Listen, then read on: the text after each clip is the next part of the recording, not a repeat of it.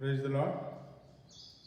ప్రభువైన యేసుక్రీస్తు నామములో ఉదయకాల సమయంలో మీ అందరికీ నా ప్రత్యేకమైన వందనాలు తెలియచేసుకుంటున్నాను. మనము వాక్య భాగానికి వెళ్ళే ముందు ఒక చిన్న పాట పల్లవి పాడుకొని ముందుకు వెళదాం. ప్రియుడు యేసుని చూచుకొనుచు ఇంపుగా ఆత్రువల్ పోదమా. ప్రియుడు యేసుని చూచుకొనుచు ఇంపుగా ఆత్రువల్ పోదమా. కాని మార్గమును సత్యమును జీవమును కాని మార్గమును సత్యమును జీవమును చిక్కులు హెచ్చిన చెల్తి సాకు యేసుని ఎరుగాక పరుగిరాకు. చిక్కులు హెచ్చిన చెల్తి సాకు యేసుని ఎరుగాక పరుగిరాకు. కనుపాప బోలినే కాపాడేదా ననుచున్నాడు. కనుపాప బోలినే కాపాడేదా ననుచున్నాడే. ప్రియుడు యేసుని చూచుకొనుచు ఇంపుగా ఆత్రువల్ పోదమా. ప్రియుడు యేసుని చూచుకొనుచు ఇంపుగా ఆత్రువల్ పోదమా. తానే మార్గమును సత్యమును జీవమును తానే మార్గమును సత్యమును జీవమును. ముళ్ళ పొద బోలి హత్తుకొనునే మోసపోకు నీవు కడవరకు. ముళ్ళ పొద బోలి హత్తుకొనునే మోసపోకు నీవు కడవరకు. వేసారిపోకుమా ప్రభువా చాట నిన్ను గాంచును. వేసారిపోకుమా ప్రభువా చాట నిన్ను గాంచును. ప్రియుడు యేసుని చూచుకొనుచు ఇంపుగా పోదమా. ప్రియుడు యేసుని చూచుకొనుచు ఇంపుగా ఆత్రువల్ పోదమా. తానే మార్గమును సత్యమును జీవమును తానే మార్గమును సత్యమును జీవమును.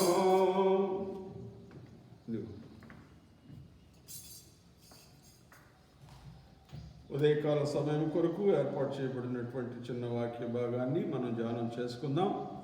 పరిశుద్ధ గ్రంథమైనటువంటి బైబిల్ నుంచి అపోస్తుల కార్యములు 10వ అధ్యాయము 34 నుంచి 36 వరకు చదువుకుందాం. అపోస్తుల కార్యములు 10వ అధ్యాయము 34 నుంచి 36 వచనాల వరకు మనం ధ్యానం చేసుకుందాం. పేతురు నోరు తెరచి ఇట్లనెను, దేవుడు పక్షపాతి కాడని నిజముగా గ్రహించి ఉన్నాను.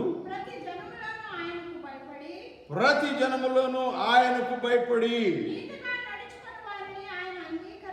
నీతిగా నడుచుకొను వానిని ఆయన అంగీకరించును.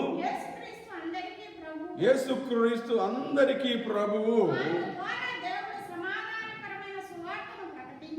ఆయన ద్వారా దేవుడు సమాధానకరమైన సువార్తను ప్రకటించి ఇశ్రాయేలీయులకు పంపిన వర్తమానము మీరెరుగుదురు. తలలు వంచండి, చిన్న ప్రార్థన చేసుకుందాం. ఫ్యాన్ ఆన్ చేయకూడదు. చిన్న ప్రార్థన చేసుకుందాం. తలలో వంచండి. పరిశుద్ధుడైన తండ్రి, ప్రేమగల ప్రభువా, ఉదయకాల సమయంలో మీరు ఇచ్చిన చిన్న వాక్య భాగమును నా నిమిత్తము, ఇదిగో ఆన్లైన్లో వీక్షించుచున్న మీ ప్రియబిడ్డల నిమిత్తము పరిశుద్ధపరచండి, దీవించండి, ఆశీర్వదించండి. తండ్రి, మీ వాక్యములో అనేకమైన ఆత్మీయ సత్యములు, మర్మములు దాగి ఉన్నవి. కొన్ని ఆత్మీయ సత్యములతోనూ మర్మములతోనూ నాతోనూ ఇది ఆన్లైన్లో వీక్షించుచున్న మీ ప్రియబిడ్డలతో మాట్లాడండి. అవిధేయుడైన పాత్రుడు నన్ను బలపరచండి. మీ పరిశుద్ధమైన వాక్కులు నా నోటిలో పెట్టి అపవిత్రమైన నా నోటిని పరిశుద్ధపరిచి మీరే మాట్లాడండి. ఆటంకములను, చీకటిని బంధించండి. క్రీస్తు పరిశుద్ధ నామమును బట్టి ప్రార్థించడి వేడుకొనుచున్నాను తండ్రి, ఆమేన్. ప్రియమైన దేవుని బిడ్డలారా, ఉదయకాల సమయంలో ఇక్కడ పేతురు గారు చెప్పినటువంటి మాటలు శతాధిపతి అయినటువంటి కొర్నేలు విషయంలో దేవుడు పేతురు గారికి ఇచ్చినటువంటి ప్రత్యక్షతను చూపించినట్లుగా మనం ఇక్కడ చూస్తాం. ఉదయకాల సమయంలో కొర్నేలి గారి కుటుంబమును మన ముందు దేవుడు నుంచి మాట్లాడటానికి సిద్ధపరిచిన వాక్య భాగంలో నుంచి శతాధిపతి అయినటువంటి కొర్నేలి విషయంలో దేవుడు పేతురు గారికి ఇచ్చినటువంటి ప్రత్యక్షత. అయితే ఈ కొర్నేలి ఒక అన్యుడు, రోమాకు ముఖ్య పట్టణమైనటువంటి కైసరేయుకు చెందినవాడు, కైసరేలో నివాసము చేసేవాడు. ఇతడు ఒక అన్యుడైనప్పటికీ చాలా భక్తిపరుడు. అంతేకాదు, దేవుని యందు భయభక్తులు గలవాడు. ఇతడు కైసరేలో ఉంటూ ఒక అన్యుడైనప్పటికీ చాలా భక్తి గలవాడిగా ఉండి, కుటుంబం అంతటితో భక్తిగా ఉండి, దేవుని యందు భయభక్తులు కలిగి జీవించినటువంటి వ్యక్తి. ఇక్కడ 2వ వచనం, 10వ అధ్యాయం 2వ వచనం చూసినట్లయితే,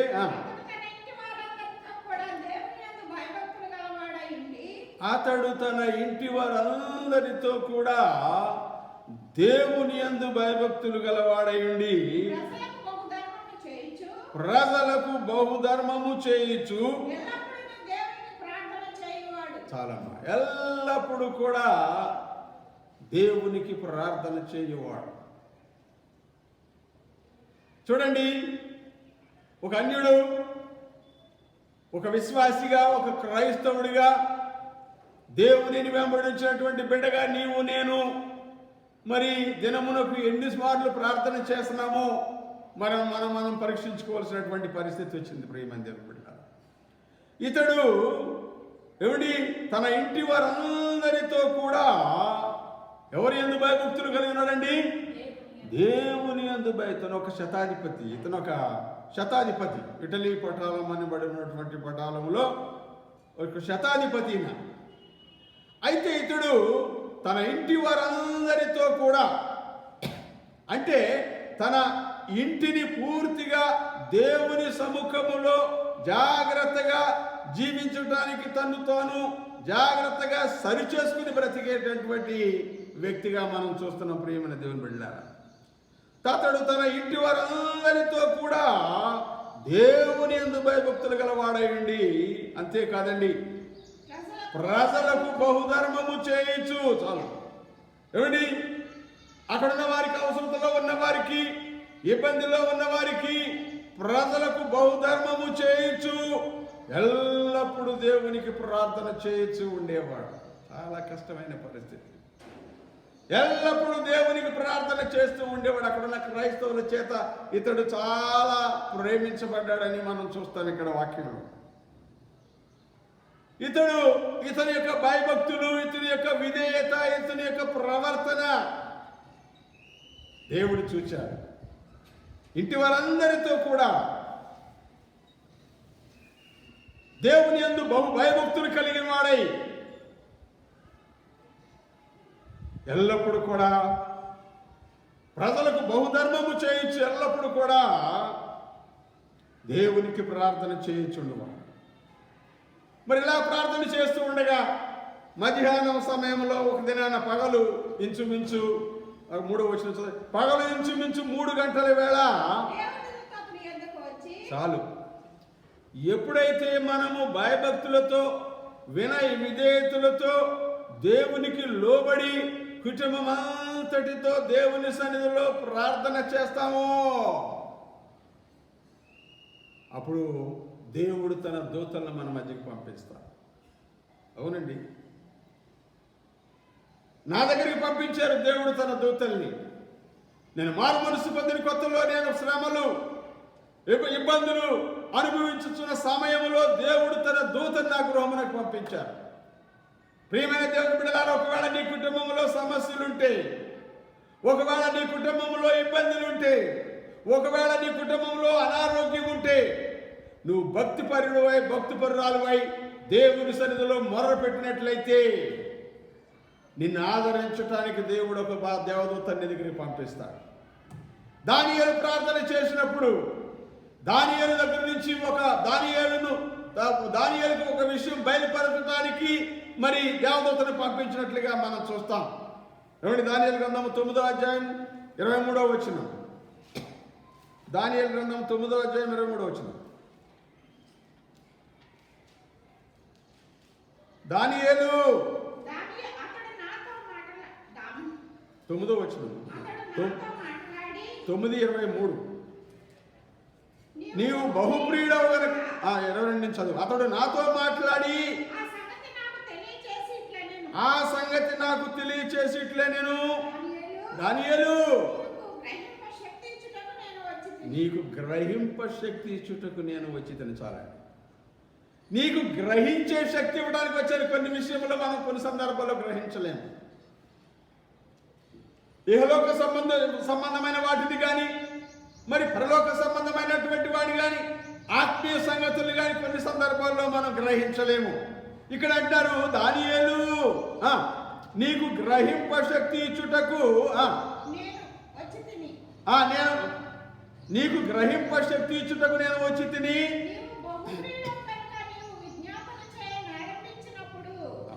చూసారా, నీవు బహుప్రియుడవు గనుక, దేవునికి ప్రియుడైనటువంటి దాసుడిగా ఉన్నాడు, దేవునికి ఇష్టడిగా జీవించాడు. నీవు బహుప్రియుడవు గనుక నీవు విజ్ఞాపన చేయనారంభించినప్పుడు ఈ సంగతి నీకు చెప్పుటకు వెళ్ళవలనని దేవుని సముఖములో ఆజ్ఞ ఒకటి. మనం మోకరించిన వెంటనే దేవుని సముఖము నుంచి కొంతమంది దూతలు దేవుడు పంపిస్తాడు.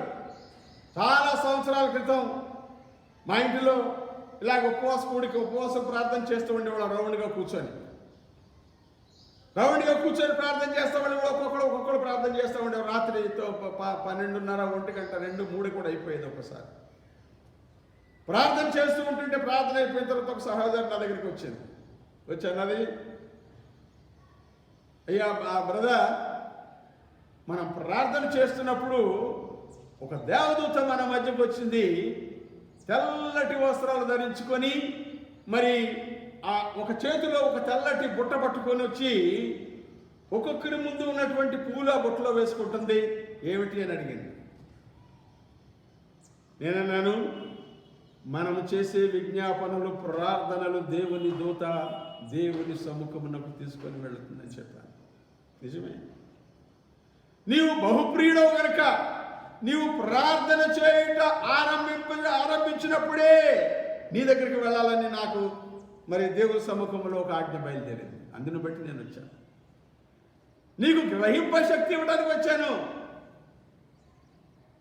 దేవుని యొక్క సహాయమును నీవు కోరితే, నిన్ను నీవు దేవుని సన్నిధిలో పూర్తిగా నిన్ను నీవు సమర్పించుకుంటే, హృదయపూర్వకముగా ఆయన సన్నిధిలో నువ్వు మొరపెడితే, దేవుడు నీ జీవితంలో నా జీవితంలో గొప్ప కార్యములు చేస్తాడు. ప్రియమైన దేవుని బిడ్డలారా, నిజమే, దేవదూతలు మన మధ్యకు వస్తారు.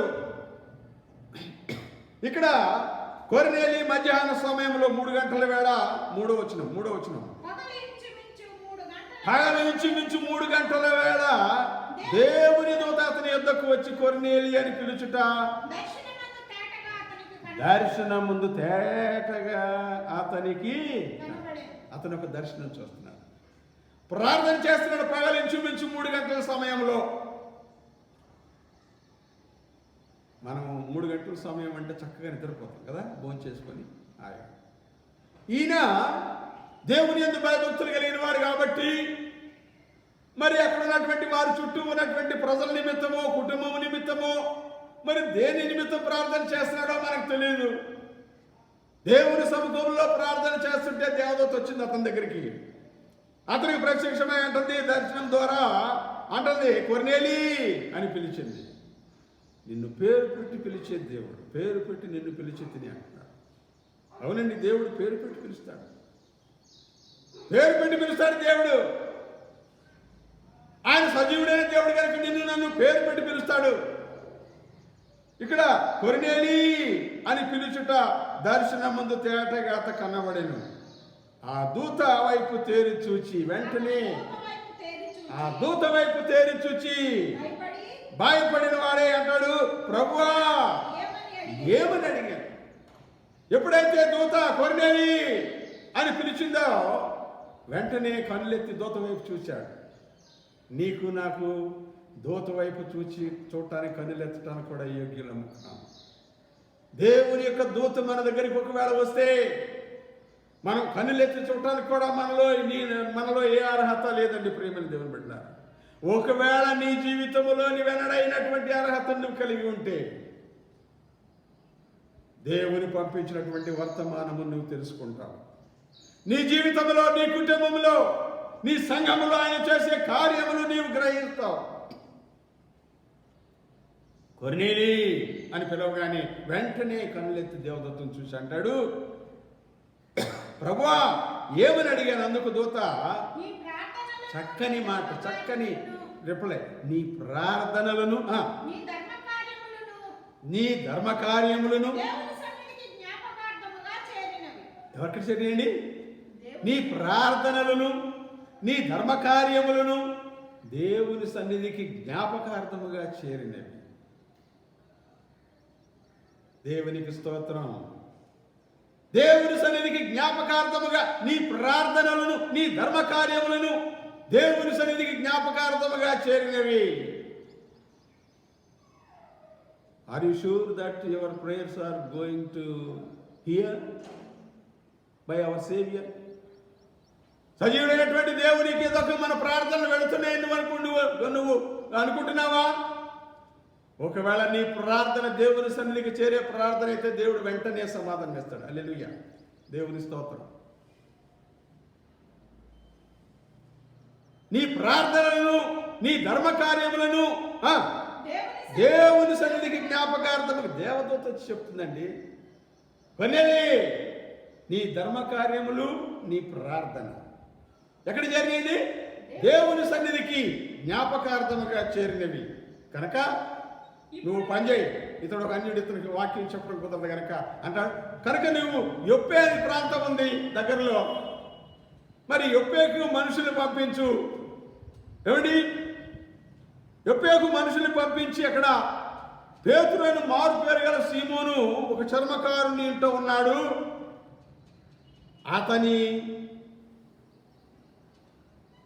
అతనిని నీ యొద్దకు పిలిపించు.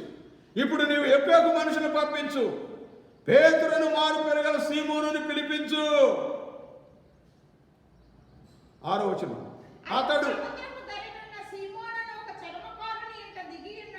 అతడు సముద్రపు దరినున్న సీమోను ఒక చర్మకారుని ఇంట దిగిన్నాడని అతనితో చెప్పాను. 6వ వచనము ఇక్కడ చాలా క్లుప్తముగా ఉన్నది. ఏమనంటే అతడు సముద్రపు దరినున్నటువంటి సీమోను ఒక చర్మకారుని ఇంట దిగి ఉన్నాడని చెప్పబడి ఇక్కడ రాయబడింది. కానీ ఇంగ్లీష్లో కొంచెం క్లియర్గా చాలా తేటగా ఉంది. ఎలాగంటే he lodgeth with one Simon a tanner whose house is by the seaside, he shall tell thee what thou oughtest to do. That means what you must do. నువ్వు ఏమి చేయాలో ఆయన నీకు చెప్తాడనే మాట ఇంగ్లీష్ బైబిల్లో, తెలుగులో అది రాయబడలేదు, ఎందుకనో నాకు తెలియదు.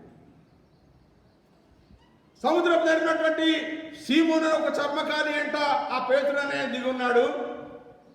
అతడు నువ్వేం చేయాలో చెప్తాడు.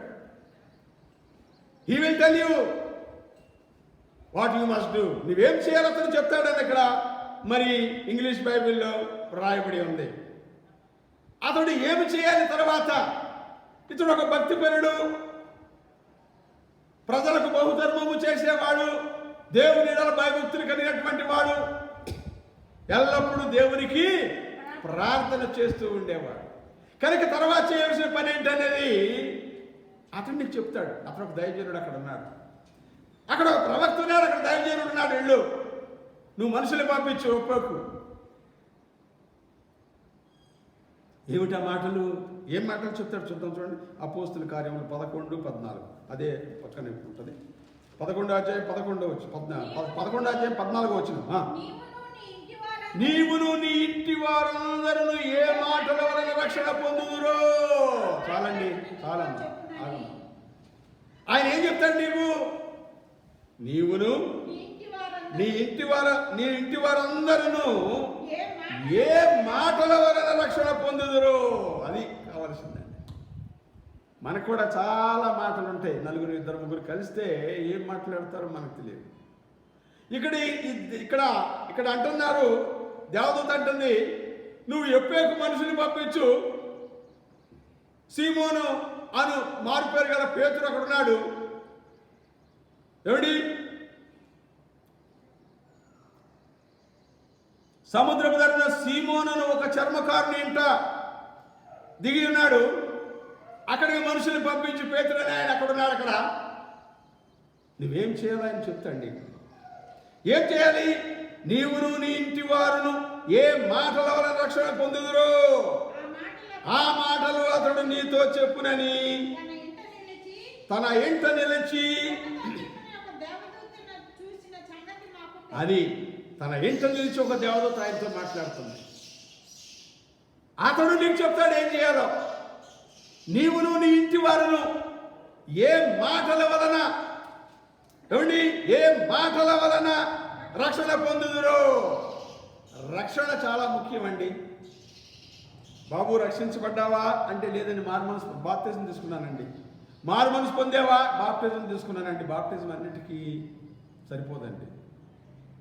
మారు మనసు పొంది పాప క్షమాపణ నిమిత్తము మారు మనసు పొంది పశ్చాత్తాపడి దేవుని సన్నిధిలో నీ క్రియలన్నీ, నీ పాపములన్నీ, నీ అతిక్రమములన్నీ ఒప్పుకొని వాటిని విడిచిపెట్టి దేవుని దగ్గర నుంచి ఒక రక్షణ వాగ్దానము తీసుకోవాలి. ప్రియమైన దేవుని బిడ్డలారా, 1995 డిసెంబర్ 14వ తారీఖున దేవుడు నాకు ఆ వాగ్దానం ఇచ్చాడు.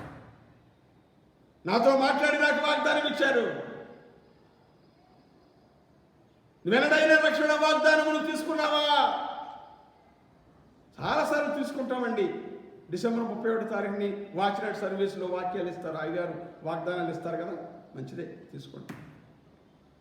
దేవుని ద్వారా ఒక వాగ్దానం. దేవుడు నీ జీవితంలో నీ పాపములు క్షమించినట్లు, ఏమండి, నీ పాపములు క్షమించినట్లు ఒక నిర్ధారణ నీకు ఎన్నడైనా ఉన్నదా? ఒకవేళ ఉంటే నీవు రక్షించబడిన దాను, రక్షించబడిన వాడు.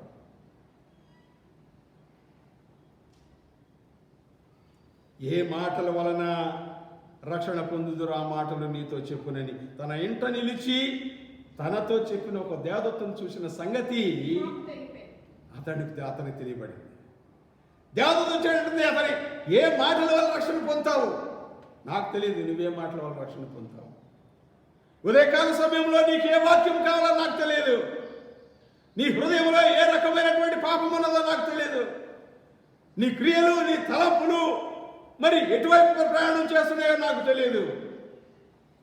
దేవుని సన్నిధిలో నిన్ను నీవు సమర్పించుకొని, నిన్ను నీవు తగ్గించుకొని, నిన్ను నీవు నిలగొట్టుకొని, పూర్ణ హృదయముతో ఆయనను అంగీకరించి, పూర్ణ హృదయముతో ఆయనను సేవించి, నీ హృదయములో ఆయనకు స్థానం ఇచ్చినట్లయితే ఈ దినముననే దేవుడు నిన్ను, నీ కుటుంబమునకు గొప్ప రక్షణ ఇస్తాడు. నీకు, నీ కుటుంబమును గొప్ప రక్షణ ఇస్తాడు. జలప్రళయంలో అందరూ కొట్టుకుపోయారు, అందరూ నశించిపోయారు. కానీ ఒక్క కుటుంబము ఏమండి, ఎనమండుగురు నీటి ద్వారా బాప్తిసం పొందినట్లుగా మనం చూస్తాం. నోహు, అతని భార్య, అతని ముగ్గురు కుమారులు, ముగ్గురు కోడళ్ళు. ఎనమండుగురు మాత్రమే రక్షించబడ్డారు. అతని కుటుంబం కొరకు, రక్షణ కొరకు ఒక ఓడను సిద్ధం చేసుకున్నాడు నోహు. నువ్వెనడైనా నీ కుటుంబం కొరకు ఒక ఓడను సిద్ధం చేసుకున్నావా? నీ కుటుంబ రక్షణ కొరకు మరి దేవుని సన్నిధిలో నిన్ను నీవు తగ్గించుకొని ప్రార్థన చేసి దేవుని యొక్క ఆశీర్వాదం చూసావా? ఒకవేళ నీవు ప్రార్థన చేసి నిన్ను నువ్వు తగ్గించుకుంటే దేవుడు నీకు, నాకు ఆ గొప్ప అవకాశాన్ని ఇస్తాడు. ప్రియమైన దేవుని బిడ్డలారా, దేవదూత ఎప్పుడైతే చెప్పిందో వెంటనే ఆ దూత చెప్పేసి వెళ్ళిపోయింది.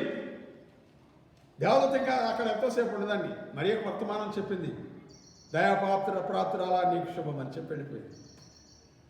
ఎవడి దానియేలు దగ్గరకు వచ్చి దానియేలు బలపరిచి దానియేలుకు ఒక వర్తమానం చెప్పేసి వెళ్ళిపోయింది. నీ కుటుంబంలో నీకు ఒక వర్తమానం ఈ ఉదయకాల సమయంలో దేవుని దూత తీసుకొచ్చింది.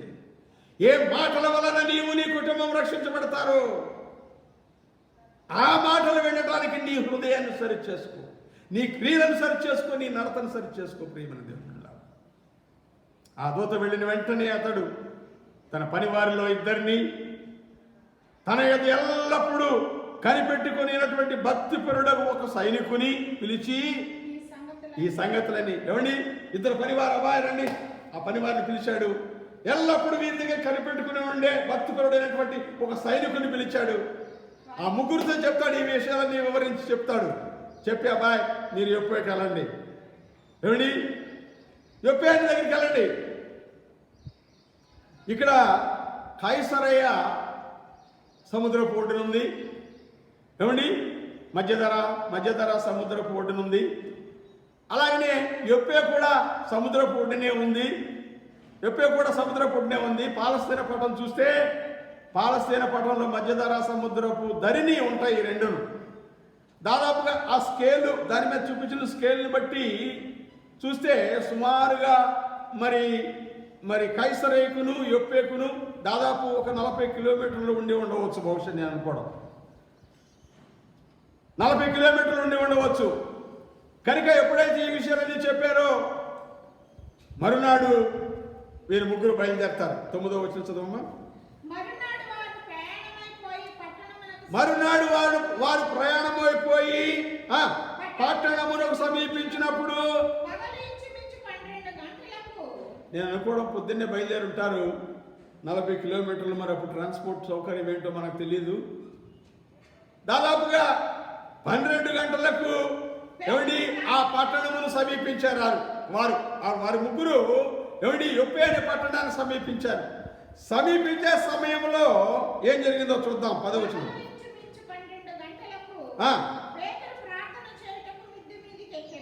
పగలు ఇంచుమించు 12 గంటలకు పేతురు ప్రార్థన చేయుటకు మరి మిద్దె మీదకి ఎక్కాను. చూసారండి, 12 గంటలకంట ఆ సమయం సరిగ్గా పేతురు గారు ఎక్కడెక్కాడండి? మిద్దె మీద ఎక్కాడు. ఇక్కడ కొర్నేలి 3 గంటల సమయంలో ప్రార్థన చేశాడు. ఇక్కడ పేతురు గారు 12 గంటల సమయంలో మిద్దె మీద ధ్యానం చేసుకుంటానికి వెళ్ళాడు. ఎందుకంటే అక్కడ ఉన్నటువంటి వారు, ఆయనకి ఆతిథ్యం ఇచ్చినటువంటి వారు మరి భోజన పదార్థములు సిద్ధపరుస్తూ ఉండగా ఈ సమయమును కూడా వ్యర్థం చేయకుండా ఆయన మిద్దె మీదకి ఎక్కాడు ప్రార్థన చేయటానికి. అయితే ఒక విషయం ఇక్కడ ఆ మిద్ది మీదకి ఎక్కాడు కానీ అతడు మిక్కిలి ఆకలి కొనేనని ఉంది వాక్యంలో. అతడు మిక్కిలి ఆకలి అతడు మిక్కిలి ఆకలి కొని భోజనము చేయగోరెను. చాలండి. ఈయన మిద్ది మీద ఎక్కాడు, ప్రార్థన చేస్తున్నాడు, ఇంటి వారు భోజనం సిద్ధపరుస్తున్నారు. ఏమండి, ఆకలి కొని మరి మిక్కిలి ఆకలి కొని భోజనం చేయాలనుకున్నాడు. అయితే వెంటనే ఒక దర్శనం ఆయన చూస్తున్నాడు. అతడు పరవశుడై అని ఉంది ఇక్కడ. ఏమండి, అతడు పరవశుడై ఆకాశము తెరువబడుటయు 4 చెంగులు పట్టి దింపబడిన ఒక పెద్ద దుప్పటి వంటి ఒక విధమైన పాత్ర భూమి మీదకి దిగి వచ్చుట అతడు చూచాను, దర్శనంలో చూస్తున్నాడు. ఆకాశము నుంచి 4 చెంగులు పట్టుకున్నటువంటి ఒక దుప్పటి వంటి పాత్ర ఆకాశము నుంచి క్రిందికి దింపబట్టం చూశాడు పరవశుడై. అందులో భూమి మీద ఉండు సకల విధములైన చతుష్పాద జంతువులను, ప్రాకు పురుగులను అందులో ఉన్నటువంటి ఆ దింపబడినటువంటి పాత్ర, దుప్పటి లాంటి పాత్ర, 4 చెంగులు పట్టి దింపబడినటువంటి పాత్రలోనూ ఏమండి భూమి యందు సకల విధమైన చతుష్పాద జంతువులు అంటే 4 కాళ్ళు కలిగినవి. సకల విధములైన చతుష్పాద జంతువులను, ప్రాకు పురుగులను, ఆకాశ పక్షులను ఉండెను. చాలండి, ఒక గొప్ప దర్శనం చూస్తున్నాడు ఈయన. 4 చెంగులు పట్టుకుని ఒకటి దింపబడుతుంది.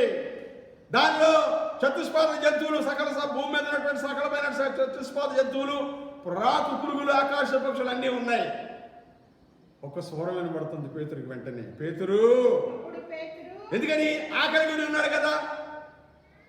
ఇది శరీర సంబంధమైనటువంటి ఆకలి కాదండి, ఆత్మీయ సంబంధమైనటువంటి ఆకలి కలిగి ఉన్నాడు. ప్రియమైన దేవుని బిడ్డలారా, ఇక్కడ ఒక స్వరం వినబడుతుంది. పేతురు, నీవు లేచి చంపుకొని తినమని ఒక శబ్దం అతనికి ఒక స్వరం వినపడుతుంది. ఒక దుప్పటి కిందకి దింపబడింది. దానిలో సకల విధమైన భూమి యందు చతుష్పాద జంతువులు ఉన్నాయి, ప్రాకు పురుగులు ఉన్నాయి, ఆకాశ పక్షులు ఉన్నాయి. వెంటనే ఒక స్వరం వినబడుతుంది. దీనికి ఏంటంటే, పేతురు నీవు లేచి చంపుకొని తినమని ఒక శబ్దం అతను. అయితే పేతురు అంటాడు, వద్దు ప్రభువా, నిషిద్ధమైనది అపవిత్రమైనది ఏదైనాను నేనెన్నడూ తినలేదు. ఏమండి, పేతురు గారు చూడండి ఎంత పరిశుద్ధ. నిషిద్ధమైనది అపవిత్రమైనది మనం అన్ని తింటాం. ఏమండి, ఏది కనబడితే తినేస్తాం అంతే. నిషిద్ధమైనది అపవిత్రమైనది ఏదైనాను నేను అన్నడూ తినలేదని చెప్పగా ఆ స్వరం అంటది, ఏమండి, దేవుడు పవిత్రపరిచిన వాటిని నీవు నిషిద్ధమైన వాటిగా ఎంచవద్దు. దేవుడు పరిశుద్ధపరిచిన వాటిని నీవు నిషిద్ధమైనదిగా ఎంచవద్దు. ఎందుకంటే పేతురు గారికి వాక్యం తెలుసు కనుక, మరి వాక్య భాగంలో వ్రాయబడి ఉన్న ప్రకారముగా కొన్ని జంతువులను మనం తినకూడదు. ద్వితీయోపదేశకాండం ఉంది. ద్వితీయోపదేశకాండము 14వ అధ్యాయం 3వ వచనం చూడమ్మా. ద్వితీయోపదేశకాండం 14వ అధ్యాయము 3వ వచనం. అక్కడ కొన్ని జంతువులు ఏమి తినాలో ఏమి తినకూడదో ఉన్నాయి. నీవు హేయమైనదేది తినకూడదు. చాలమ్మా. ఏమండి, అక్కడ కొన్ని జంతువులు లిస్ట్ ఇచ్చారు, తర్వాత చదువుకో. నీవు హేయమైన వాటిని తినకూడదని అక్కడ బైబిల్లో రాయబడి ఉంది. ప్రభువా, నిషిద్ధమైనది అపవిత్రమైనది ఏదైనా నేను అన్నడూ తినలేదని చెప్పగా, ఎందుకు ఈ దర్శనాన్ని దేవుడు చూపించాడంటే, అన్యులతో సాంగత్యము చేయుట యూదులకు తగదని మరి గ్రంథములు చెప్పుచున్నవి.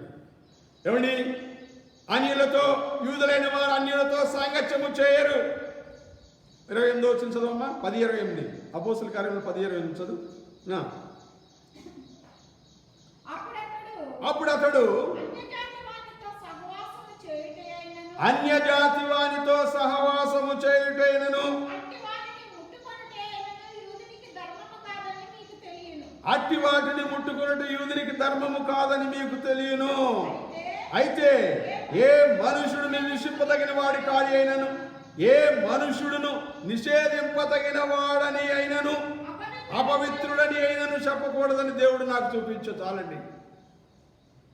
ఆ జంతువులు, చతుష్పాద జంతువులు, ఆకాశ పక్షులు, ప్రాకు పురుగులు చూపించి అబ్బాయి నువ్వు తప్పుకు తినవయ్యా అంటే అర్థం ఏంటంటే ఈయనంటాడు అపవిత్రమైంది నేను తిన్నాను అంటే దాని అర్థం ఏమిటంటే ఏమండి, ఏ మనుష్యుడును నిషేధింపదగిన వాడు వాడని అయినను, అపవిత్రుడు అయినను చెప్పకూడదని నాకు చూపించి ఉన్నాడు. ఏమండి, నిషిద్ధమైనది కాదు, అపవిత్రమైనది కాదని నాకు చూపించాడు. వెంటనే పేతురు ఆ దర్శనముల గురించి ఆలోచిస్తాడు. 19వ వచనం చదవమ్మా. 19వ వచనం. పేతురు ఆ దర్శనముల గురించి యోచించుచుండగా ఆత్మ వెంటనే దాని గురించి ఆలోచిస్తుండగా ఆయనకు ఒక వర్తమానం వచ్చింది. పేతురు గారు, మీ కొరకు ఏదో 3 మనుషులు ఇక్కడ వెతుకుతున్నారయ్యా, నీవు లేచి కిందికి దిగి సందేహింపక వారితో కూడా వెళ్ళు. నీ కొరకు 3 మనుషులు వచ్చారు. ఎవరా మనుషులు? కొర్నేలి చేత పంపబడినటువంటి మనుషులు. దేవుని దూత చేత చెప్పబడి, దేవుని దూత చేత ఆజ్ఞాపించబడి కొర్నేలి పంపించినటువంటి 3 మనుషులు అక్కడ పేతురు గారిని వెతుకుతున్నారు. సీమోని ఇంటి సీమోన్ దగ్గర పేతురు గారి ఇంటికాడ వెతుకుతున్నారు. నీవు లేచి క్రిందికి దిగి సందేహింపక వారితో కూడా వెళ్ళము, నేను వారిని పంపి ఉన్నానని అతనితో చెప్పాను. ఏమండి, ఇక్కడ మరలా ఒక స్వరం ఆయనకి కనబడుతుంది. దర్శనముల గురించి ఆలోచిస్తుండగా ఆత్మ చెప్తుంది, పరిశుద్ధాత్మ చెప్తుంది.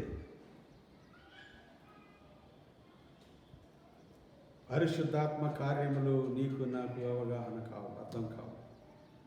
వెంటనే ఆత్మ ఆయనతో మాట్లాడుతుంది. పేతురు, నువ్వు సందేహింపకుండా లేచి వారితో కూడా వెళ్ళు, నేనే వారిని పంపించాను. పేతురు ఆ మనుషుల యొద్దకు దిగి వచ్చి చాలమ్మా. వెంటనే పేతురు గారు దేవుని ఆత్మ చెప్పిన మాటకు లోబడ్డాడు.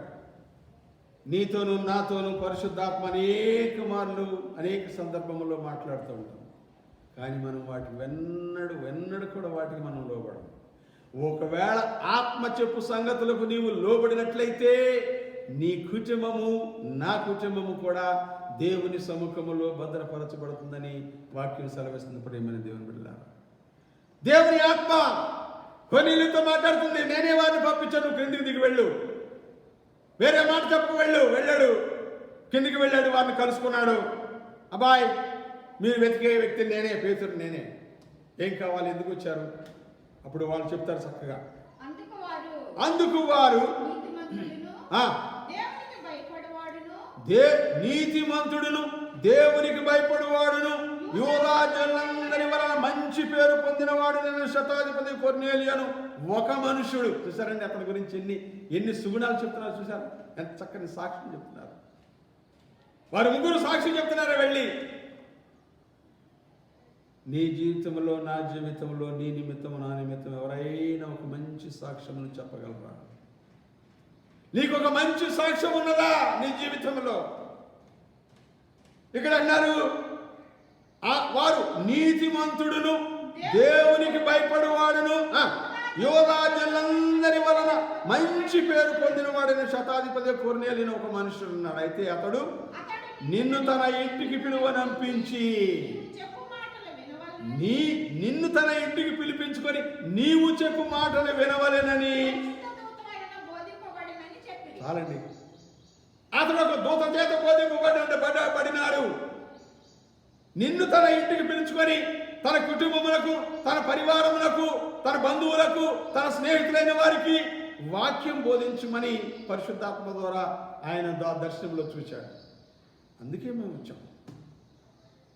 వెంటనే పేతురు గారు లేచి వారితో కూడా వెళ్ళి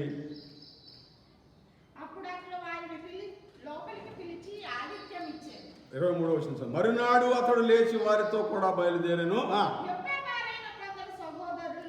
యొప్పేవారైన కొందరు సహోదరులను వారితో కూడా. చాలండి, వెంటనే బయలుదేరి వెళ్ళాడు. ఆయన అక్కడి నుంచి బయలుదేరి వెళ్ళిన వెంటనే కొర్నేలి గారు ఎదురుపడ్డాడు. వచ్చి సాష్టాంగపడి కాళ్ళ మీద పడ్డాడు. ఆయన అంటాడు, అయ్యా తప్పు నిలబడు, నేను నీలాంటి మానవుణ్ణే, నాకు సాష్టాంగ పడవద్దు. సాష్టాంగ పడవలసిన దేవుడు పరిశుద్ధుడైన దేవుడు ఆయన ఉన్నాడు. ఆయనకే ఈ మహిమ చెందాలి, నేను కాదు. నేను కూడా నీలాంటి మనిషినే, లేచి నిలవమని చెప్పి ఏమండి 29వ వచనం, కాబట్టి నన్ను పిలిచినప్పుడు అడ్డమేమీ చెప్పక వచ్చిందని కనుక ఎందు నిమిత్తం నన్ను పిలిపించిద్దరో దానిని అడుగుతున్నానని వారితో చెప్పాను. నన్ను పిలిచిన కారణం ఏంటి చెప్పు, ఎందుకని కాళ్ళమే పడకూడదు, ఎందుకంటే నేను కూడా నీలాంటి మనుషుని. కొంతమంది కాళ్ళు కూడా మొక్కించుకుంటారా, కాళ్ళు మొక్క ఎప్పుడు దాసులుగా చూస్తారంత కొంతమందిని. జాగ్రత్త ప్రియమైన దేవుని బిడ్డలా, దేవుడు సృష్టించినటువంటి ప్రతి మానవుడు కూడా దేవుని దృష్టిలో సమానమే. వాడు దరిద్రుడైనా ఐశ్వర్యవంతుడైనా, ఆరోగ్యవంతుడైనా అనారోగ్యంతో కూడినటువంటి వాడైనా సరే, ఏమండి వాడు ఎటువంటి పాపి అయినా సరే దేవుని చేత ప్రేమించబడిన వాడే. సరే, నన్ను పిలిపించిన సంగతి ఏంటి చెప్పంటే, అప్పుడు ఈ సంగతి అంతా చెప్పాడు. అయ్యా, మధ్యాహ్న కాల సమయంలో 3 గంటల వేళ నేను ప్రార్థన చేస్తుంటే, చాలమ్మా చదవద్దు, మధ్యాహ్న కాల సమయంలో నేను ప్రార్థన చేస్తుంటే ఒక ప్రకాశమైనటువంటి దేవదూత నా దగ్గర వచ్చింది. వచ్చాను, అది అబ్బాయి నువ్వు ఎప్పుడు మనుషులు పంపించి అక్కడ సీమోను ఇంట, చర్మకారుని ఇంట పేతురు అని మారుపేరు గల సీమోను ఉన్నాడు, ఆయనను పిలిపించు. ఆయన నీ కుటుంబమునకు, నీకు, నీ స్నేహితులకు, నీ బంధువులకు ఎలా రక్షణ పొందాలో ఆయన చెప్తాడు అని నాతో మాట్లాడాడయ్యా. అందును బట్టి నిన్ను పిలిపించాను అనగానే 34వ వచనం, పేతురు నోరు తెరచి ఇట్లైనా, దేవుడు పక్షపాతి కాడని నిజముగా గ్రహించి ఉన్నాను. ప్రతి జనములోను ఆయనకు భయపడి,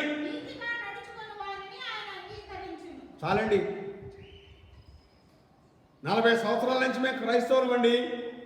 మా ముత్తాత గారి పేరు ఇసాక్ గారు, మా తాతగారి పేరు అబ్రహాం గారు, మా నాన్నగారి పేరు ఇంకోటి మరి ఇస్మాయిల్ గారు. ఏమండి ఇలాగా మేము తరతరాల నుంచి క్రైస్తవులు అండి. అవన్నీ దేవుడు చూడండి. దేవుడు చూసేదల్లా ఏమిటంటే, ఏమండి ఆయనకు భయపడి నీతిగా నడుచుకుని వారిని ఆయన అంగీకరించినప్పుడు, అన్యుడైనప్పటికీ క్రైస్తవుడైనప్పటికీ తేడాలేదు. నువ్వు ఒక క్రైస్తవుడు వండి దేవుని వాక్యంలో లోపల నువ్వు ఆశీర్వాదం చూడలేవు. ఒక అన్యుడైన వాడు నీతిమంతుడై ఉండి ప్రజలకు బహుధర్మము చేస్తూ ఎల్లప్పుడూ ప్రార్థన చేసే గొర్రెలు ఇలాంటి వారు అంగీకరించబడతారు. ప్రియమైన దేవుని బిడ్డ, నేను క్రైస్తవుడు కదా, పుట్టుకతో క్రైస్తవుడు కదా అని నీవు ఒకవేళ నీ హృదయంలో ఆలోచించుకుంటున్నావేమో. రక్షణ మార్గం కావాలంటే దేవునికి లోబడాలంతే. ఇక్కడ అంటారు ప్రతి జనములోనూ, దానికి ఏ తేడా లేదండి. క్రైస్తవులని కానీ, క్రైస్తవేతరులు కానీ, అన్యులని కానీ, ఏమండి ఇంకోటి ఇంకో కులమని కానీ, కులమత భేదములానికి లేనే లేవు. ఆయన సృష్టించినటువంటి ప్రతి జనములోనూ ఆయనకు భయపడి నీతిగా నడుచుకుని వారిని ఆయన అంగీకరిస్తాడు. ఒకవేళ నీలో, నీ కుటుంబంలో, నీ సంఘములో ఏదైనా నీతి కార్యములుంటే ఆయన నిన్ను నన్ను అంగీకరిస్తాడు. దేవుని చేత అంగీకరించబడతాం. ప్రేమ దేవుని చేత అంగీకరించబడతాం. ప్రతి జనములోనూ స్త్రీ అయినా పురుషుడైనా, ఏమండి పొడుగ్గా ఉన్నవాడైనా, పొట్టివాడైనా, తెల్లటి వారైనా, నల్లటి వారైనా, దరిద్రుడైనా, ధనవంతుడైనా, ఎవరైనా సరే ప్రతి జనములోనూ నీతిగా నడుచుకొనుచు, ఆయనకు భయపడి నీతిగా నడుచుకుని వారిని ఆయన అంగీకరిస్తారండి. ఎందుకంటే యేసుక్రీస్తు అందరికీ ప్రభువు, ఒకరికే కాదండి, క్రైస్తవులు ఒకరే కాదు, యేసుక్రీస్తు అందరికీ ప్రభువు. ఒకవేళ నీ కులము ముందు ఇంకోటి కావచ్చును, ఇంకోటి కావచ్చును, ఎక్కడ వేరే చోట నుంచి రావచ్చును, నీకు కూడా నాకు కూడా ఆయన ప్రభు. యేసుక్రీస్తు అందరికీ ప్రభు. హీఈస్ గాడ్ ఆఫ్ ఆల్ అని ఉంది ఇంగ్లీష్ బైబిల్. యేసుక్రీస్తు అందరికీ ప్రభు. ఆయన ద్వారా దేవుడు సమాధానకరమైన సువార్తను ప్రకటించి ఏమిటి? సమాధాన సంబంధమైన సువార్తను యేసు క్రీస్తు ద్వారా దేవుడు ప్రకటించి ఇశ్రాయేలీయులకు పంపిన వర్తమానము మీరు ఎరుగుతారు. క్రీస్తు ద్వారా ఇహలోకములకు పంపినటువంటి వర్తమానము, సువర్తమానము, ఏమిటి? సమాధాన సంబంధమైనటువంటి వర్తమానము. అందుకని కొండ మీద ప్రసంగం, సమాధాన పరచువారు ధన్యులు, వారు దేవుని చూచెదరు.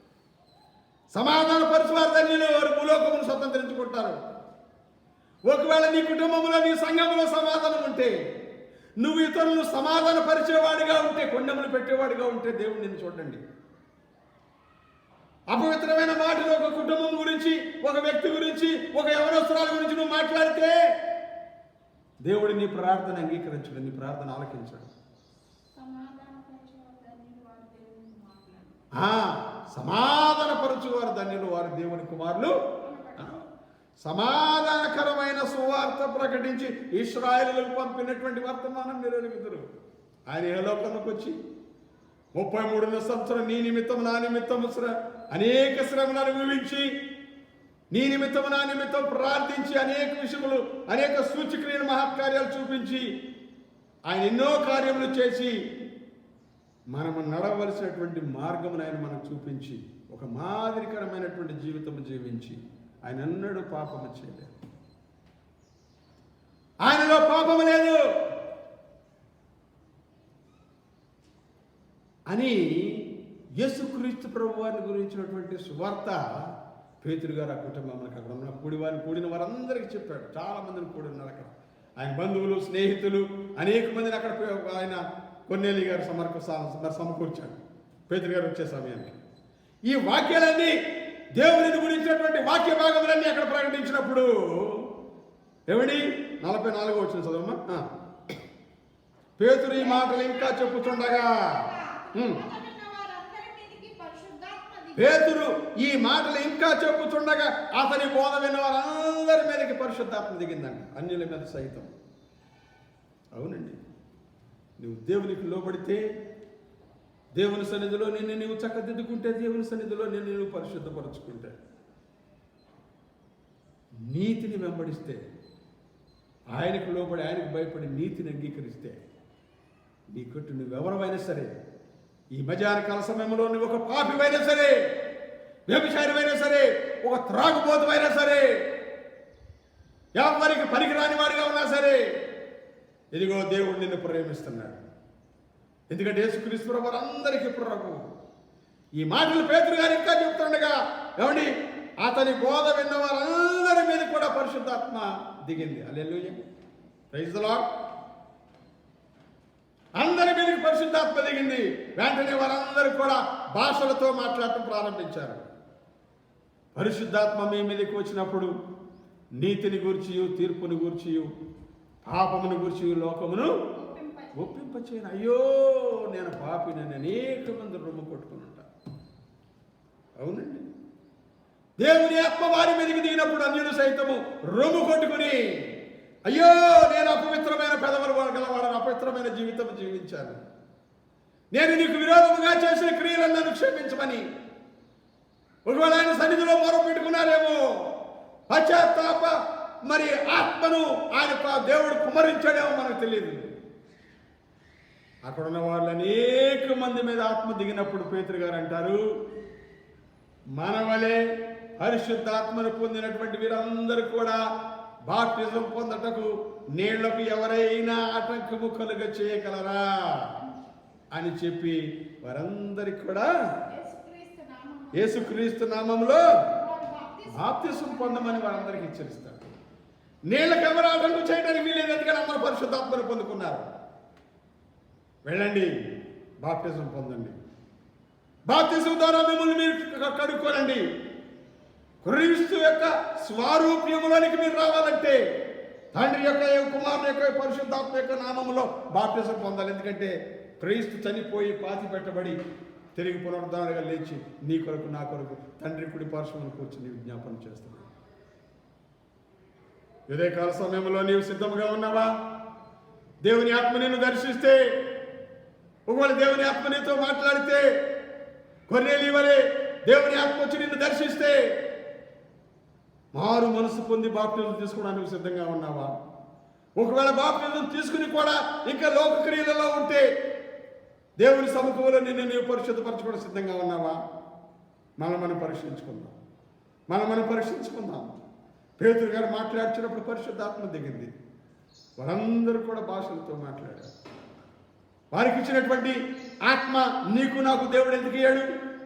నీ హృదయాన్ని సరి చేసుకుంటే, నా హృదయాన్ని సరి చేసుకుంటే దేవుని ఆత్మ నీ మీదకి నా మీదకి ఉదయకాల సమయంలో వస్తుంది. అలాంటి కృప పొందుకోవడానికి పరిశుద్ధాత్మ దేవుడు మనందరికీ నీ సహాయం చేసి నడిపించను కాక. తలలు వంచండి, చిన్న ప్రార్థన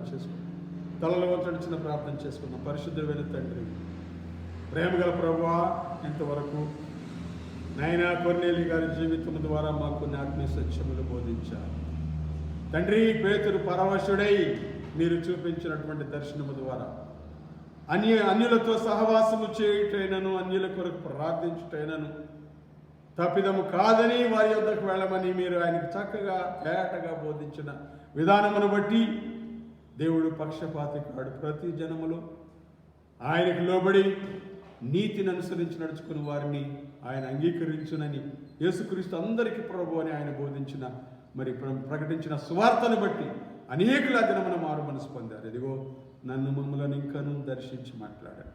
ఈ ప్రియులతో మాట్లాడండి, నాతో మాట్లాడండి నాయన. చీకటి మీద జయమునివ్వండి, జయ జీవితం అనివ్వండి. క్రీస్తు పరిశుద్ధ నామమును బట్టి ప్రార్థించడి వేడుకొనుచున్నాను తండ్రి. ఆమేన్.